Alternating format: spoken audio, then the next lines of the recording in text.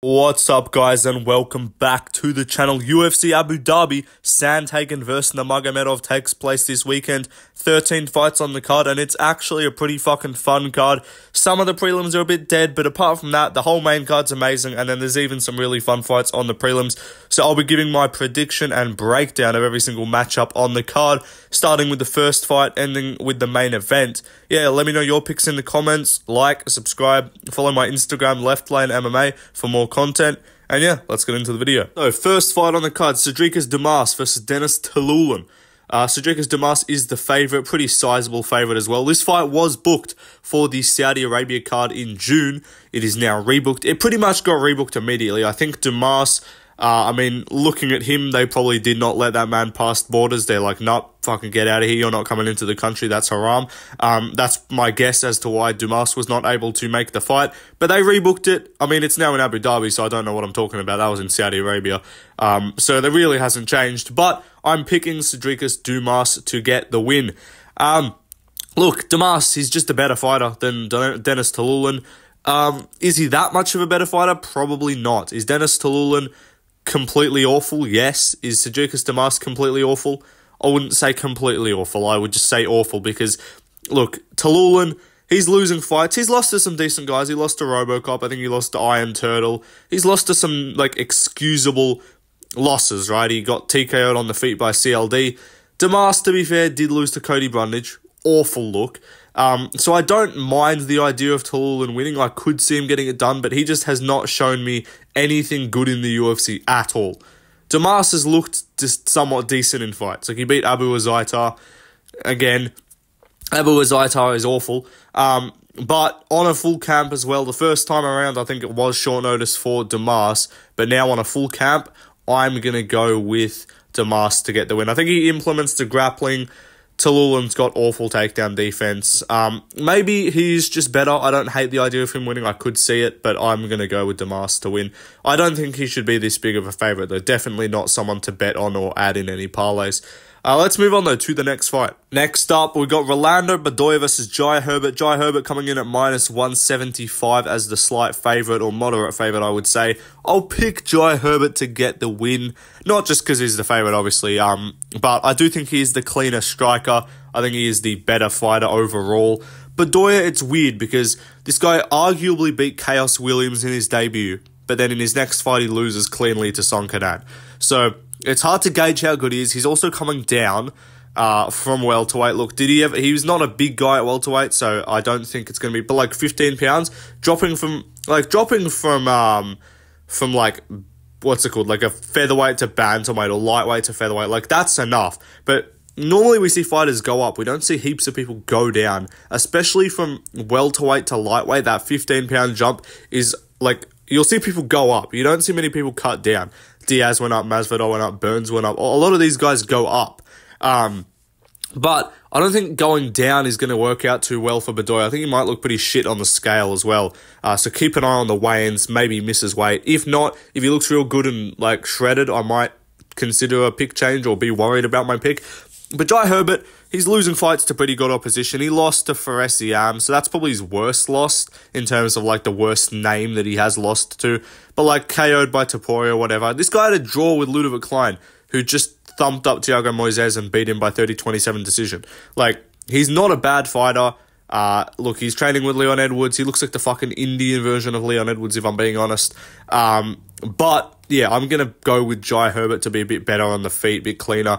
Sandhagen was able to just beat this dude at range from memory and just outstrike him on the feet. I know Chaos Williams has power and he arguably beat him, and that's a decent win, but Williams is not a crazy technical good fighter that you're like, damn, but you outstruck Chaos Williams. Williams is a guy that either KOs you or he kind of just looks a bit shit. But Sandhagen is not good, and Sandhagen beat Bedoya pretty clearly, if I remember. Maybe it was close, I don't know, but yeah, I'm going to go with Herbert to win at his natural weight class. Bedoya probably should be fighting at lightweight, but I don't know how the first weight cut's going to go for him as well. Let's move on, though, to the next fight. Next up, Dudakova versus Hughes. I'm gonna go against my normal rule of picking the more attractive fighter to lose the fight. I'm gonna pick Victoria Dudakova to win this.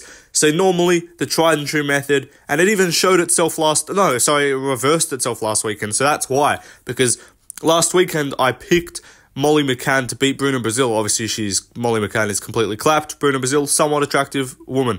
And Bruna Brazil won. So now the tried and true method of just picking the ugly one to win is not going too well. So I'm not going to pick Sam Hughes. I do think she's going to lose this fight. Dudakova is quite attractive. But yeah, I think she's going to get this one done by decision. She won her fight in her debut. Was not crazy impressive, but that was the debut. I think, is she undefeated or like one loss? I don't really know. But Sam Hughes is just terrible. She's fighting for paychecks. She's losing every fucking time she gets out there. Yeah, she should get beaten pretty cleanly everywhere this fight goes. Let's move on to the next fight. Next up, Guram Kutateladze versus Jordan Vucenic. I'm going to go with Guram Kutateladze to win by decision. Vucenic is very good, and I think I will probably pick him in his next fight, unless he fights just an absolute killer, when he goes down to featherweight, because I don't think he is a featherweight fighter. His fights outside the UFC in Cage Warriors, they are at featherweight, so I think he'll go back down, and I think he'll be a problem for a lot of guys at featherweight. But this fight is not at featherweight. This fight is at lightweight against Guram Kutateladze, who, although lost his last fight, and he's actually 1-2 in the UFC, the win is Gamrot, close, winnable. He definitely won that fight, in my opinion. Or, not definitely, but he won that fight. Demirez Magulov, close decision. Some people thought he won, whatever. And then he was beating Brenner up 2-0, gasses out. He does gas out, which is a worry. And that's why I think Vucenic could take a round here, win 29-28. Guram wins 29-28. Vucenic maybe takes the third round. But in the first two, this dude is just extremely good. He's extremely hard to deal with. I don't think Vucenic's taking him down, putting that much of a pace on him. Also, if it was short notice, maybe I would consider an underdog and be like, Vucenic could push a pace with the grappling, pressure him, break him late. On short notice, when he's also not going to be at his peak cardio, I don't think that he's going to be able to push that pace. Vucenic's good. He's lost to Paul Hughes, but he's got some good wins. I think he beat Sharia, I'm pretty sure. He also beat Paul Hughes back in the day. He's got some good wins, right? But UFC caliber, I'm just going to be picking UFC always. There's not many times where you get a Bellator PFL guy coming over, Cage Warriors, whatever, and I'm going to pick them against a really high-level dude. I'm going to pick, obviously, if this was fucking Jordan Vucenic versus, Jared Gordon, yeah, I'm picking Vucenic, obviously. But, Guram, definitely ranked caliber, just hasn't really been able to get in the cage enough. I think he's going to win. He should look way cleaner on the feet here. Even he's got some good grappling too, but I do think Guram's going to win a striking-based, clean, looking good to the judges-based decision on the feet. Let's move on, though, to the next fight. Shamil, the real meal deal, Gaziev. I'm going to be picking him against Don'Tale Mayes. I think Gaziev can use the Thunderous Big Macs for hands and get a TKO, I believe, in the second round.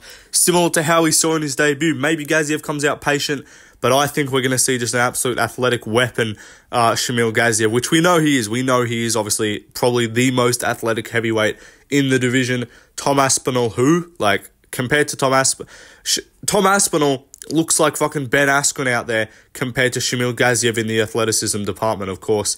I'm not joking, by the way. I'm 100% serious. But no, Gaziev, he's actually got it. He pushes a good pace. Round one against Bedoya, and then round two just goes out there. He's heaving after round one, don't get me wrong. He's breathing heavy. But Don'Tale Mayes is shit. Mayes is not as good as Rosenstrike. I think Mayes is around the level of Bedoya, but considerably worse than Rosenstrike. So because you sometimes see that, you'll see a guy win a fight easily and then they'll lose a fight pretty comfortably, and you could be like, okay, they're kind of in the middle here. I think, what's his name? I think, black dude, Don'Tale Mayes is around that Bedoya level. I think if Bedoya and him fought, he'd probably eke out a competitive decision. But no, Gaziev's going to be thunderous. He's going to be absolutely menacing here. He's going to be smiling menacingly. And he's going to get his way to a TKO. I reckon he'll put the pace on him, hurt him early. He's actually got a bit of pop in the hands as well, Shamil Gaziev. He's got that butter, put that butter on him now. He's got that Cajun seasoning on there, he's just whacking you around with the corn cobs. I'm just trying to think of as many food references as possible. And Dana White is going to give this man a 50k burger joint or McDonald's voucher as a performance bonus. I'm just trying to think of as many food jokes as possible. But yeah, MMA, Queso, Shamil Gaziev, the real Queso is going to get the win by TKO. I've run out of fat jokes. Sorry, boys. Let me know drop some more fat jokes in the comments that we can use for Shamil Gaziev. But anyway, let's move on to the next fight. Next up, we got Muhammad Yahya versus Caio Fernandes. I'm going to be picking Fernandes to get the win. I don't know why he's that big of a favourite, to be honest. I was like checking. I kind of made my picks. I was going through. I was like, yeah, I'll pick Gaziev. I'll pick Guram. I'll pick Herbert. I'm going through and I see this one. I'm like, Fernandes versus Yahya, and I remembered, I'm like, Yahya's the dude that lost to Trevor Peaky. I'll probably pick against that because he's pretty shit. I can't, both of these guys have had one fight in the UFC. They both lost their debut. To me, it's just about who looked better and whose loss is more excusable. I'm pretty sure Fernandes' debut was on short notice as well, if I'm not mistaken, against Mark Jacasey. I seem to remember Jacasey was meant to fight. I don't know who he was, but maybe it wasn't. Maybe it wasn't short notice. But yeah, Caio Fernandes lost to Mark Jacasey by wrestling heavy decision compared to Muhammad Yahya, who got outstruck by Trevor Peak. I know we love Peak, right? But Peak is not a technically good fighter. He is a dude that you should very easily be able to just shut down if you're a capable mixed martial artist. So I'm going to pick Caio Fernandes. Again, not sure why he's this big of a favourite. He's had one fight in the UFC and lost by decision. But I don't think Yahya's taking him down a whole bunch. Yahya, maybe he does, but no, I'm going to go with the safe pick here, be a bit boring. I haven't picked many favourites. I haven't picked any. I haven't picked many underdogs, but I got a couple coming, hopefully. But yeah, who cares about the odds, guys? It's just fun. I'm just picking who I think's gonna win. I'm not picking based off if you made all of my picks underdogs, yeah, I'm gonna still pick them as I'll pick them as underdogs. It's just the odds are what they are. I've already made my picks anyway. Let's move on though to the next fight. Alonso the Predator, man. Why did I say the Predator? That's Pat Barry. He's coached by Pat Barry. Yeah, but he's fighting Azamat the Density Max Murzakanov. Been out for over a year. Just pure denseness. There is zero muscle content, zero fat content, zero anything. It's just pure dense mass. That's Azamat Murzakanov. And yeah, I'm picking him to win. Because Menifield's retarded. And why is he fighting 3 months after he got KO'd? He got KO'd in 10 seconds in May. Right? Let me just do some counting just to make sure. It was the 11th of May, by the way. June 11th, July 11th, August 11th. The fight's taking place on August 3rd. He's turning around in less than 3 months after getting KO'd in a minute. Or not in a minute, in 10 seconds. And Murzakanov's a power puncher who KOs people. Yeah, you're cooked, buddy. You're getting finished. This is pretty clear. The UFC is we're giving one of these dudes with a beard and a name that ends in OV. We're going to give him a pretty easy win in a fight that they can look good in. I think it's no surprise this is the featured prelim. Look, Murzakanov. Menifield, is he good? No, not really. But could he win this? Yes, maybe. We saw him. Menifield's best win is Jacoby, arguably. His best recent win is Jacoby. Apart from beating Jimmy Crute, Mr. Standing on Legos while fighting, hopping around doing the Irish jig, when you haven't even been punched. That's Jimmy Crute. But he beat Dustin Jacoby, who just went out there and got fucking KO'd in the first by Reyes. So yeah, Menifield, who won a 2-1 decision based off getting knockdowns to come back in rounds he was losing. I think that's not the best look, given that Jacoby just got smoked in the first round by Reyes, and cost me some stuff that happened on stream. But regardless, yeah, Menifield, shit, he sucks. He's terrible. He's coached by a PDF file, Pat Barry, for legal reasons, of course. I can't say the actual word. He's coached by a Drake, if you know what I'm saying. A Chris Tyson, if you will. A Dr. Disrespect. But yeah, Pat Barry, real disrespectful fella, if you know what I'm talking about. But yeah, Murzakanov, I've done basically no fight analysis or fight discussion here. He's just better. He's actually a pretty clean striker to watch. He beat Jacoby pretty comfortably as well, and didn't need didn't need saving knockdowns to score rounds. He did beat Jacoby pretty comfortably, if I remember correctly. He gets KOs a lot of the time. I think he's just going to beat Menifield, who's dumb as well. So knowing Menifield, he'll just rush in like a tard and be like, I was trying to get back after that last loss. I wanted to prove a statement. And that's what it'll do. So yeah, I'm going to be picking the density maxer Azamat Murzakanov. Let's move on though to the main card. First fight on the main card, Elvis Brenner versus Joel Alvarez. Probably one of the most competitive fights on the card, to be honest. One of my most anticipated fights on the card too. Is Ferguson Chiesa a bigger fight name value wise? Of course. Is it as anticipated for me? Not really. I mean, we're either seeing Tony lose. I'm going to talk about that fight in a bit, but I'll stop yapping. But yeah, Alvarez versus Brenner, very good fight. I'm going to be picking Joel Alvarez. I was hoping he would be a really small, either a really slight favorite or an underdog, hopefully, or pick 'em odds, and then it would look like, hey, look, I'm picking a close fight. But on the odds, it seems like he's really favored to win. I view this fight as very close, but I do just have a feeling Alvarez is going to get it done.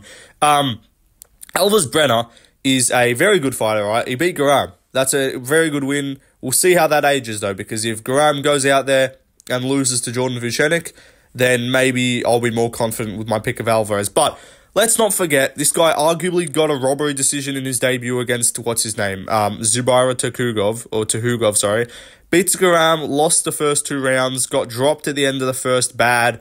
Second round got cut open, bad. Third round, pushed the pace, got the win. Fair enough.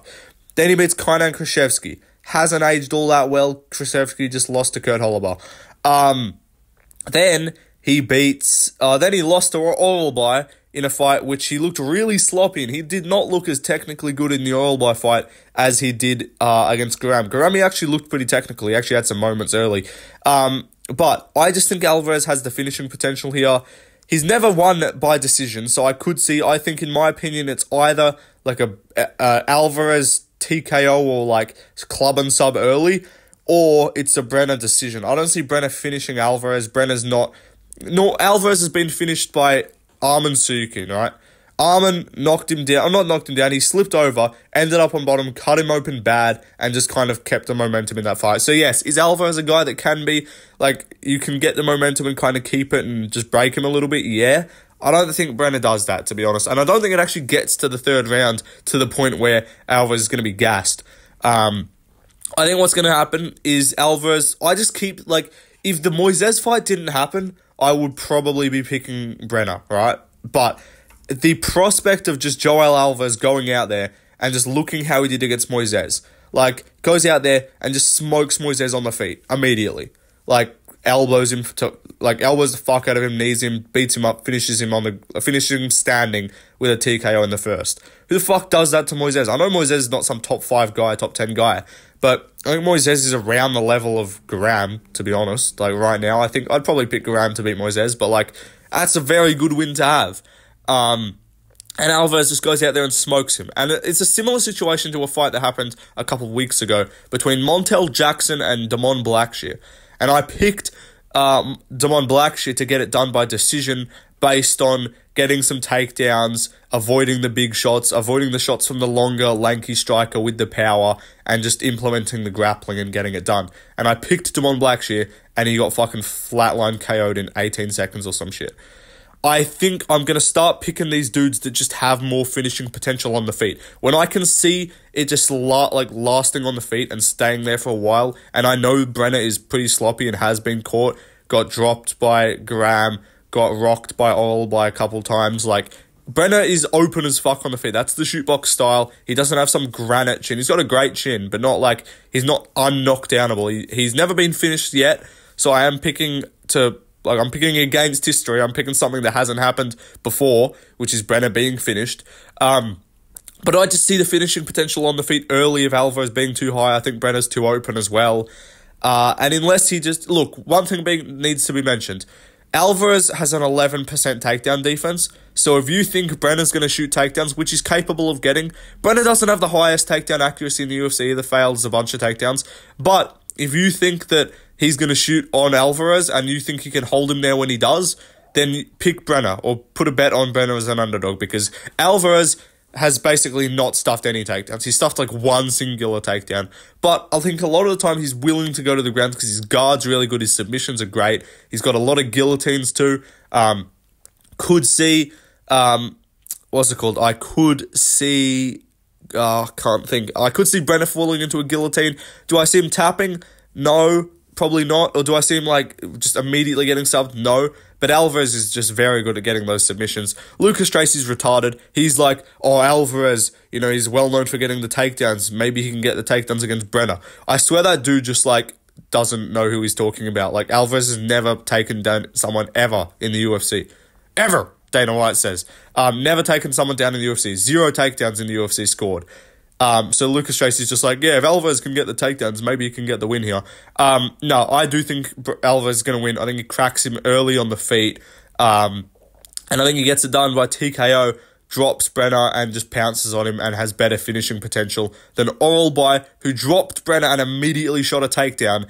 And then who else dropped him? Guram, who dropped him at the end of the first and kind of Brenner got saved by the bell. So yeah, Alvarez to get the win, using his elbows, knees, using the range he's going to have a big reach advantage, and I'll take it. Same thing that happened. I reckon it's going to look similar to what happened with Montel Jackson and Damon Blackshear, but less of like a flatline KO and less early into the fight. But like I reckon around the 2nd or 3rd minute mark of round 1, I reckon he gets dropped pretty bad, finished off on the feet or on the ground. Maybe Brenner complains about an early stoppage. You might say long-winded breakdown for that one. I'm really looking forward to this fight. This is like my 3rd most anticipated fight on the card. I'd say main event's number 1, Figgy vs. Cheetos 2. This is 3 for me. This is my 3rd best fight on the card. So yeah, I'm going to yap for this one if I want to, so you guys can fucking deal with it. But let's move on to the next fight. Next up on the card, the bakery sale is here. Godinez vs. Mackenzie Dern. Damn, the fucking cake on display in this one is going to be sensational. Mackenzie Dern, I would say, gets the edge in the bunda department. Godinez, both little bit weird kind of faces, to be honest. Both. Mackenzie Dern looks a bit like a horse. Godinez looks slightly like a less inbred version of Hamzat Chimaev in the face without the beard and the weird lip. Look, both quite attractive ladies, let's be honest. So this one, I wouldn't say there's like a clear person to go with for the less attractive. I'd say Dern is slightly more attractive overall. I would say I'd prefer the face of Godinez, though. So that is my analysis of this fight. With that being said, I'm kidding. I'm not going to base the entire prediction based off physical attractiveness. I'm going to go with Dern, though, to win. I'm so not confident in this fight. Like, I don't know. It more comes down to less, like, actual technical analysis and, like, oh, look at the statistics actually tell us. Like, it's none of that. It's just Dern lost their last 2 fights. Andrade TKO'd her, Lemos beat her up. Dern had some moments there. It's more so about the fact that I think she's fought and beaten better people than Godinez. Godinez had she had that really nice win streak going. Had some fights, beat Ricci, that was alright. Ricci's got cake as well. Had that fight. She's actually got some decent power as well. She's got some decent striking, so I could see her dropping Dern. But when it comes down to this, it's like, do I think Godinez has the striking danger level of either a Jessica Andrade, who's just a dude, or Lemos, who's actually like really quick and precise and powerful for the female divisions? Lupi's got that thudding power. She's got knockdowns like against Elise Reed. But do I think she's just some fucking dangerous striker? No. She does a lot of her work with the wrestling. Maybe she just neutralizes the submission game of Dern. Maybe this ends up looking like a female version of like Arman versus Oliveira, and we just see an easy decision win with top control, and then maybe Dern has a couple submission attempts to get people thinking if it's like, oh, maybe she won that round based off the submission. But no, I think with the female divisions, I think the female wrestlers are less good at preventing the submission threat than some of the male wrestlers. Like, I trust... Like, obviously, in hindsight, I picked Oliveira to begin with, but, like, in hindsight, like, yeah, Arman's got real solid top control. He's going to keep top control, avoid the subs of Oliveira, beat him up on the ground. I don't think Dern's doing that. So I don't think Lupi's doing that against Dern. Maybe she takes her down, Dern's takedown defense. She doesn't really bother with takedown defense because on the ground, I still do think female MMA is just less evolved, where it's like, you could see some just crazy good jiu-jitsu guy in the men's divisions, and the guys will be like, all right, fuck you, I'm just going to not get submitted. Like, but it doesn't work. Like, I think women's MMA, we saw it with Lemos Jandiroba. Lemos is like trying to be like, oh, I'm just going to grapple with you. Jandiroba's like, no, I'm just submit you, bitch. Like, I think the female divisions, if you're just way ahead in one area, and I do think Dern's BJJ is going to be a lot better than Lupi's, and I don't think Lupi's going to, like, Lupi got her back taken by Werner. Werner had a lot of good positions in that fight, a lot of submission attempts. I'm trusting Dern to get those, do a bit better with them maybe. I don't know, it's really not a confident pick at all. Dern's the slight favourite. Wish I was picking some slight underdogs here and I could tell people I'm picking underdogs. But ultimately, I think this is a very close fight, 50-50. I think I could see a lot of people being on Loopy because I do think that there's some upside here. I do think she's a slightly more technical striker, a little bit more power, but Dern's not bad either. And maybe, sometimes we just see random fucking level ups in the game of Mackenzie Dern. And she comes out there looking like how she did against Angela Hill, getting takedowns, beating people up on the ground, getting submission attempts, looking incredible. Or she could just look like a bum like she did against Andrade and just look like she doesn't know what she's doing. I'm going to pick that hopefully we get a random, sporadic, unexplained improvement in Mackenzie Dern's game. And yeah, I'm going to pick her to win by decision. Let's move on, though, to the next fight. Next up, I'm picking Tony Ferguson, boys. No, I'm not. Chiesa's going to win, probably. Look, I want to be the guy that's like, I'm picking Tony, guys. You can get a submission here, and Chiesa's not that good. And I'll be the one guy to pick Tony and actually mean it. And I'll be like, see, guys, I picked Tony, but I'll be safe. I'll be boring. Chiesa's probably going to take him down and just beat him up on the ground. Look, is Chiesa good? No, not at all. He does not look like he knows what he's doing at all on the feet. And if this was Tony like a year ago or something, like if this was the Tony that showed up against Bobby Green, maybe, or the Tony that showed up against like Chandler in the first round, I'd probably pick that Tony to beat this Chiesa. In terms of, like, Tony's still got some power on the feet. He's still dangerous. He's still got actually some speed and some decent, like, reaction time on the feet. This was, like, 2 years ago. Now, he really is, the danger on the feet is just dropping every fight. We're seeing less and less, like, oh, maybe Tony could catch him. Like, Bobby Green dropped him a little bit, but he looked shit against Diaz. He looked fucking awful against Paddy. He looked terrible. Godinez was just screaming at him. I saw a meme saying we're expecting Tony to rock up with like Andrew Tate in his corner, just calling him like a brokey or something when he's losing. Like, he's going to be just yapping some shit. Like, escape the Matrix, Tony. And Tony's going to be trying to fucking do like an Imanari roll or something. But no, Chiesa's just going to be way bigger than him. Tony going up to welterweight now, like, originally I was in favour of it if he was like actually built into a welterweight frame. I don't think he's going to be built into a welterweight frame. I think he's just going to look like a slightly fatter version of himself like he did against Diaz. Chiesa's going to be too strong for him. Look, maybe Chiesa's just so washed, and my prayer, and this is why I'm like low-key tempted to just go like, fuck it, I'll pick Tony, is because maybe the UFC has just slipped Chiesa a little bit of a check and just been like, just fall into a dash choke and get subbed, please. Just give this dude a win so we can have a reason to get rid of him, have a fun moment, and we can just, like, the fans can stop being depressed. Maybe that's happened. I would love that. But Chiesa doesn't seem like the guy who would just be like, yeah, I'll tap out and give Tony a free win. It would be amazing if he did. I don't even care if it, like, because no one cares. No one thinks Tony's good at this point. No one thinks he's going to do anything. So it's not like but if you fake a win, then it means he might try and get a top 15 opponent. Like, no. If Tony wins, just give him a fake win. At least there's a W on paper. We can then just be like, okay, finally the streak's over. We can call it a day. Tony just retire on a win. We're happy. That's what we need. But Chiesa's probably going to be like, fuck you guys. I'm just wrestling this man. Tony with a dash choke, potential, maybe. Should Chiesa be a minus 600 favourite? No. Chiesa should not be a minus 600 favourite against me. Genuinely, like, that's like a minus like 300 odds. Like, there is not a single person on this planet with 2 arms, 2 legs, and a pulse who knows how to throw a jab and wrap up a dash choke that you should be putting Chiesa as a minus 600 favourite against. So, is there value on Tony? Will I probably end up just chucking $5-10 on him just to make it funny if he wins, and then, I get the pick wrong, but I get some money based off it? Like, yes, that's going to be fun. But, yeah, Tony's probably going to get wrestle-fucked. He's going to get held down the whole time. It's not going to be fun. Betting perspective, Tony's probably the only way you can go. There's really nothing to do with Chiesa here. And my hope is they slipped him a paycheck and be like, they give him a little whisper in the back and be like, yo, Chiesa, just let yourself get dash choked. Just tap to a, like, not even in choke. Like, please just do that. Don't get knocked out. None of that. You don't need to cause yourself actual physical harm. Just shoot a bad takedown and let him get your neck. That's what we're hoping for, but I doubt it. Probably Chiesa by decision. I'll go 29-28. Maybe Ferguson has a moment. Ferguson always has a moment. Every fucking time. Apart from Paddy. Like, all of his fights. Chandler dropped him.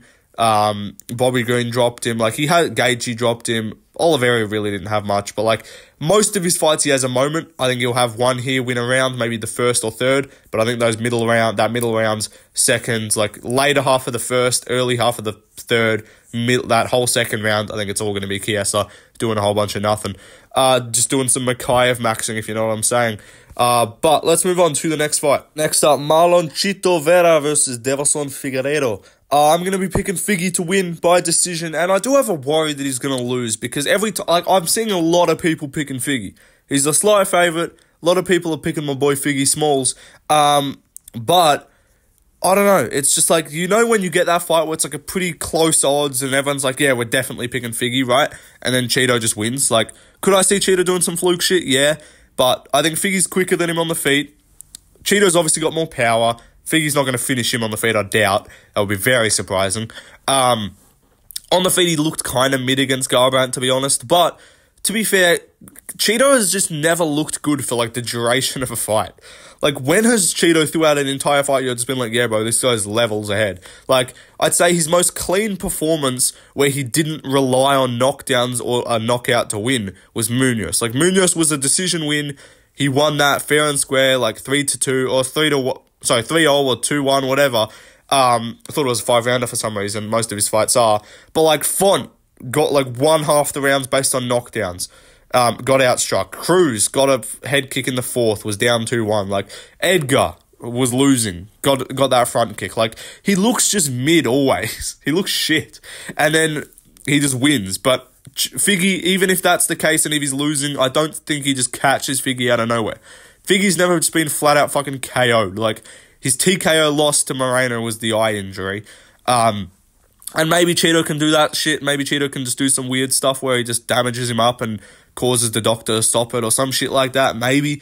But I doubt it. 3 rounds, I think, favours Figgy a lot, definitely. 5 rounds probably favours Cheeto for sure, because Figgy's cardio is not tremendous. But yeah, 3 rounds, I think, favours Figgy to wrestle heavily.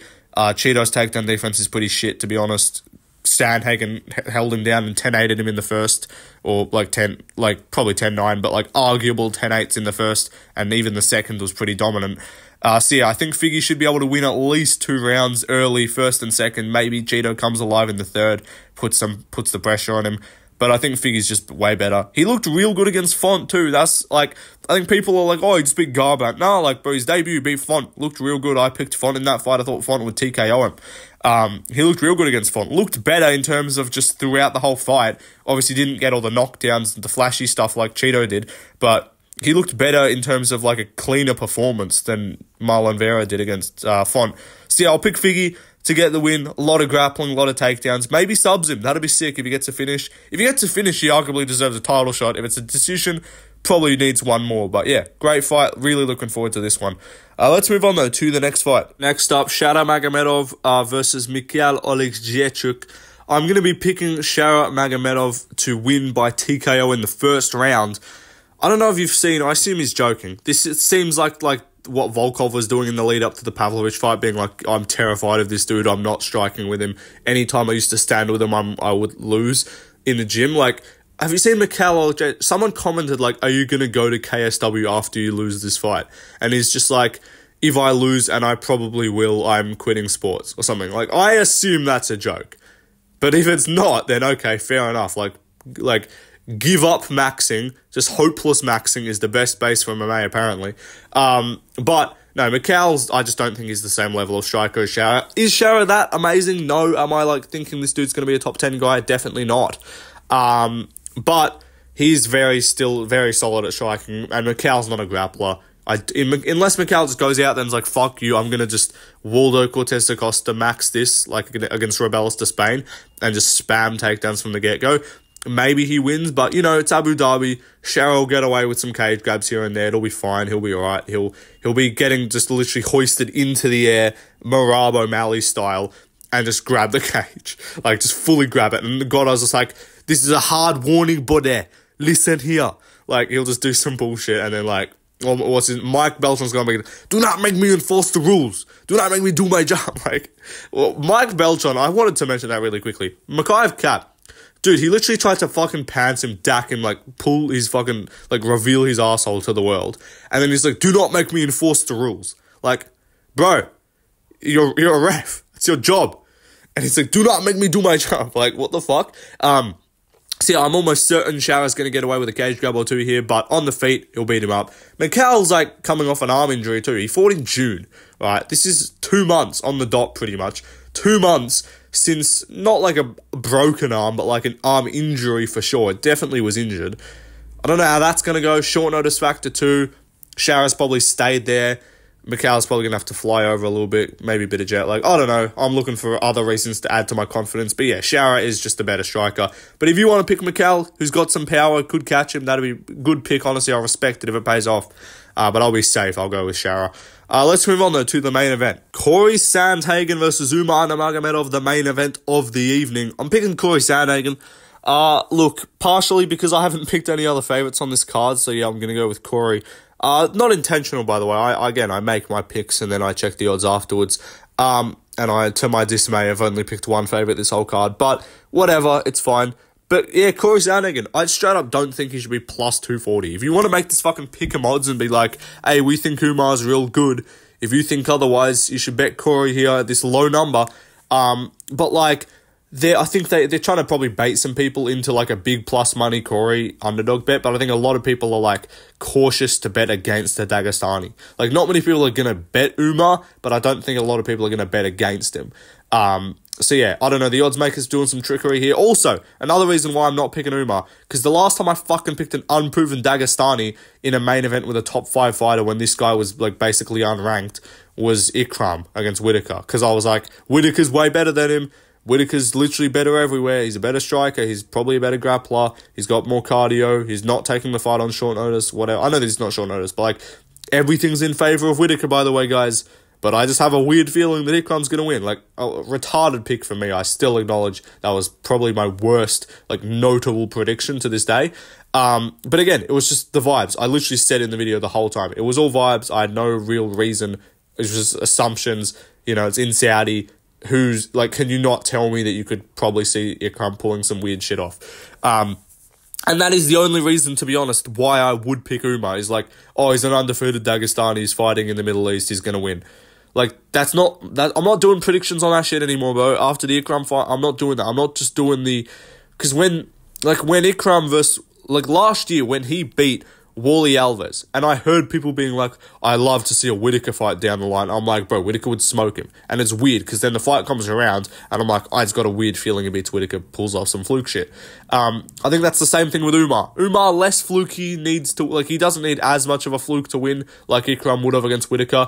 He does have a path to victory here. He needs to grapple. He needs to get a submission or just a whole lot of ground control time. And in a 3-rounder, I might not be opposed to picking Umar. But 5 rounds, Sandhagen's been there, done that. How many? I think like every single one of this dude's last like 5 fights has been 5-rounders. Like Peter Yan, Song Yadong, Rob Font, Cheeto Vera. This is going to be his 5th 5-rounder in a row. Corey Sandhagen is just, he knows what to do in 5-rounders. He's got fight IQ. He's got the experience here. Umar's best win is like who? Ioni Barcelos, Nate Menes, who's a flyweight now cut from the organisation. Beksat Almakan, debuting guy, on short notice as well. Who else? Who's he beat? Sergey Morozov. When the fuck was the last time this guy fought? Like, Brian Kelleher, cut from the promotion, I'm pretty sure, has not won a UFC fight in like 4 years or some shit. Like, I don't know. I'm just not impressed by Umar's wins. I'm impressed by how he does it, but I'm not impressed by the opponents. And I know people say, that's the same for everyone. Yeah, but like, you can't tell me that you're like just unbelievably confident that this dude goes from taking Beksat Almakan to a dominant, like, control-based decision where he got dropped in the first, and grappled for dear life. You can't tell me you're picking that guy confidently to beat Corey Sandhagen, who, like, has literally fought half the top 10. Like, out of the ranked opponents, like, out of everyone in the rankings, this dude's fought Yan, Song Yadong, Cheeto Vera, Rob Font, who else? He's fought someone else, I'm pretty sure. Like, he fought Edgar back in the day. Like, he's fought all these dudes, and you're just being like, yeah, bro, Umar's going to school him, man. Umar's going to out-grapple him easy. Like, I just don't know how you can be confident in that pick. I don't know why he's this wide of a favourite on the odds. It's Dagestani. Like, who the fuck, like, there's been other guys that have been undefeated in the UFC that have beaten a bunch of dudes and just look real good, and then they fight someone decent and they lose. Like, that happens a lot. And a lot of these guys are not massive favourites in their fights. Like, they'll be like minus 200, minus 150. Like, they're not a plus or a minus fucking 300 against the number 2 guy in the world who arguably deserves a title shot already. Now, Corey is coming off the arm injury as well, obviously. This fight's rebooked, but it's been a year. It's going to be a year out, and it's not like Corey's 35. I think he's young 30s, low 30s, I want to say, probably like 32, 31. Let me know in the comments if I'm wrong there. But no, Corey Sandhagen is in his prime for sure. He's looking better and better every time, looking more well-rounded. Injured his tricep in round 1 against Rob Font. Still out-wrestled him for the next 4 rounds. And Rob Font against Vera... Rob Font against Figueiredo actually stuffed takedowns. So it's not like Rob Font's just the worst grappler to ever exist. And again, like, Umar got dropped by Beksat. Sandhagen's not a guy that's just KOing people with punches, but he's reactionary, he's quick, he's got good timing on stuff, he's got really nice setups, puts punches together well, and he just comes on late in fights. Like, Song Yudong was, like, giving him some problems round 1 and 2. Bro, rounds 3 and 4, this dude's cut him open, beating him up, gets the fight stopped before the 5th. Like, the only dude that outdid Corey in the later rounds was Yarn, and Yarn's just fucking Peter Yarn. Like, I don't know, man. I just don't know why Corey's this big of an underdog, and of course, as I'm saying this, we're going to flash back, and then Umar's going to win by fucking first round sub. Because, yeah, Corey does give up his back a bit. That is a problem. He did look a bit questionable in the grappling at moments in fights, but this dude doesn't really get held down that much. Like, Font was close to taking his back, I think, at one point in their fight. He's been in some trouble. He's been in submissions before, way earlier in his career. Got subbed by Aljo. But Aljo, I'm going to say it, better pure jiu-jitsu than Umar. Maybe not a better pure wrestler. Umar's probably got better takedowns. But, like, think about it. For a fucking year... Actually, no, because he was injured. But, like, Umar got injured. That's why he pulled out of their first fight. So Umar did his shoulder. That has to be mentioned too. So it's not like Umar's just been training for Sandhagen for a year straight. Umar injured his shoulder. Was looking for an opponent. Fought Beksat in February. And now he's fighting Corey. Corey, ever since that injury healed, he's like... the UFC probably is like, yeah, we're looking to rebook this fight. He's been able to train for him the whole time. Even when he's not training because he was injured, probably doing study...